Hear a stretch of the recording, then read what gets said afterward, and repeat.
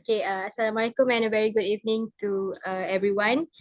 So today we are going to present our report. The title of our report is Dairy Industry in Waste Management. We are from Group 6. So my name is Tengku Nurin Maisara binti Tengku Nasron. My matrix number is 200327.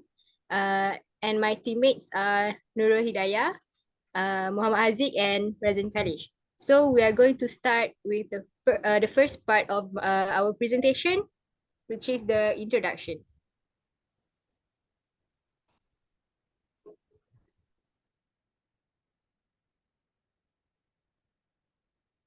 Okay, I will present the introduction. Dairy industry producing a variety of products such as milk powder, butter, and cheese, while producing solid and liquid waste. Waste from the dairy industry is a serious environmental issue due to its high organic content. Every year, around 4 until 11 million tons of dairy waste are dumped into the environment, posing a major threat to biodiversity. Raw wastewater that discharges directly into the environment cause dissolved oxygen diffusion. As a result, it causes aquatic creatures and plants to live in harsh conditions.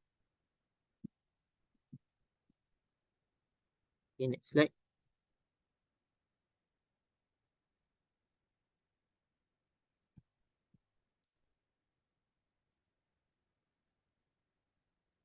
Okay, so this is the type of waste produced during dairy products processing.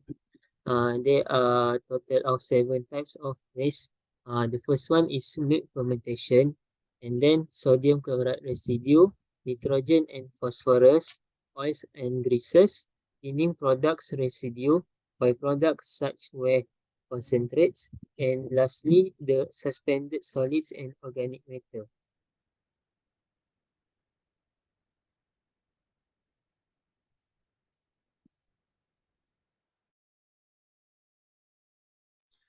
Thank you, Haziq, for the presentation. So right now, we have known that the type of waste that obtained from dairy production. So my part is how to treat the waste. So the first one is physical screening, coagulation and flocculation. And the third one is the activated sludge process. So physical screening is to remove the water, to remove the solid, which include the process where the water passing by through a coarse screen to filter the coarse solids. Next is the coagulation and flocculation, which the lactic acid bacteria denatures the milk protein in wastewater and converts the lactose into lactic acid. This is to use in treatment of protein colloid, fat, oil, and grease in dairy wastewater. Activated sludge process is a process where the air or pure oxygen is pumped through the mixture and promotes the growth of bacteria and protozoa, resulting in the breakdown of the organic material. It is widely used in treatment of dairy wastewater, which is rich in fats, lactose, and proteins. Also, it is efficient for removal of carbon, nitrogen, and phosphorus. So I will explain more about the physical screening. So physical screening is a process where it is screened, water is screened in order to eliminate big particles that could potentially cause clogs downstream and damage to the pumps.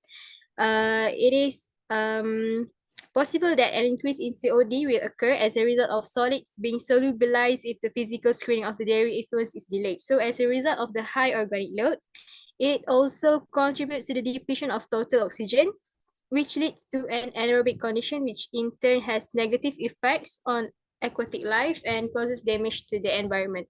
So the details for the second part, which is the physical chemical treatment, which is the flocculation and the coagulation. So in the dairy industry, the physical chemical treatment process destroys and reduces the milk, fat, and protein colloids. So uh, in dairy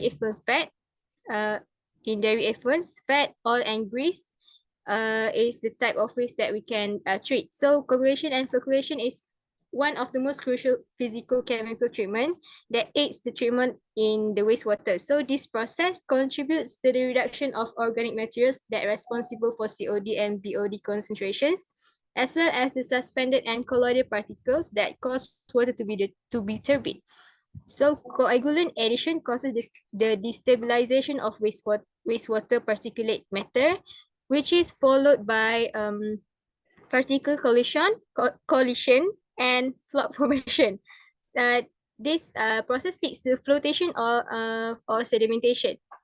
So the basic function of the flocculant is to bind and agglomerate suspended particles in water to form large particles in order to ease their settling and removal via particle and water separation procedures. So in wastewater, lactose is fermented by lactic acid bacteria, which results the production of the lactic acid. So lactic acid is what causes the denaturation of the milk protein in the wastewater. So for the biological treatment,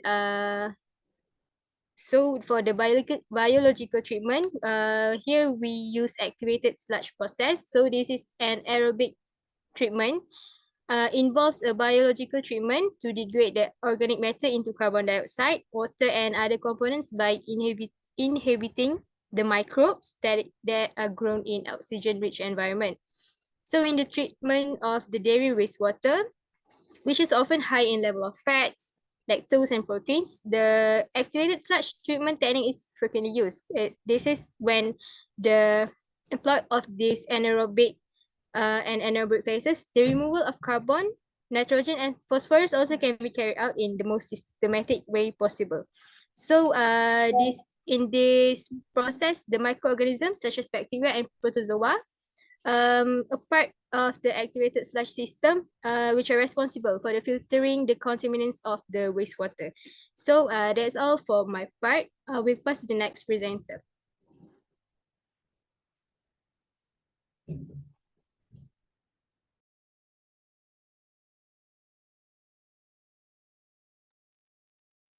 So I will proceed with problems in management of dairy waste. My name is Nurul Hidayah. So for the first one, the problem that first is health, and the second one, phosphorus limitation, and the last one is chloride limitations. For the health problems, flies and an indirect source of meat contaminations. It is an annoyance to the operator, disturb the animals, and can result in complaints and even could restrain the odor from the neighbors. So in terms of the chemical that can be employed, dairy operations are more regulated than most other form of animal operations. So waste management in this is quite critical, and it also every dairy to eliminate the fly breeding grounds. For the second one, for the phosphorus limitation, dairies that release treated processed even the surface water have to fulfill a phosphorus restriction of 1 milligram per liter or an alternative concentration limit if applicable. Somehow, the dairy have to update or change their treatment facilities to allow for the removal of phosphorus by biological adsorption or by chemical precipitation. So,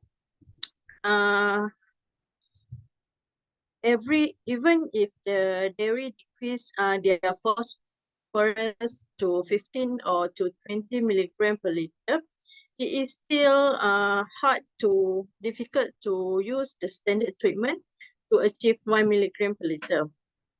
The last one is chloride limitations. In the dairy, large amount of salt are utilized to season the cheese. So in order to reduce the chloride loss to the wastewater stream, chloride limits for the surface water and groundwater discharge will be necessitated. Careful control of the salting process. So the backwashing of the softener is another source of the chlorine also. If the dairy does all the technically and economically possible, the groundwater then can be rise to the enforcement standard. In this, some dairies may have no choice but to distribute the high chloride waste at a rate of 170 per year in order to meet these chloride limitations. That's all from me. Thank you.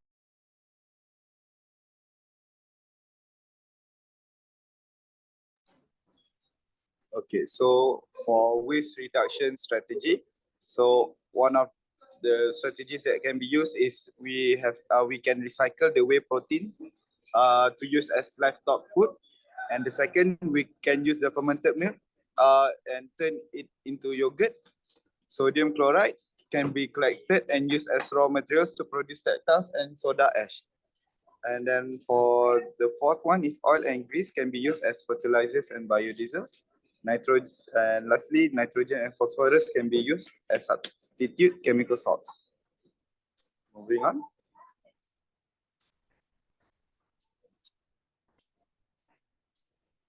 So for the implications of untreated waste, it releases high chemical oxygen demand and biological oxygen demand. It causes pollution to the air, soil, and water. It can cause many dangerous diseases to humans and animals, and can cause methemoglobinemia and contaminate the groundwater. That's all from me. Thank you.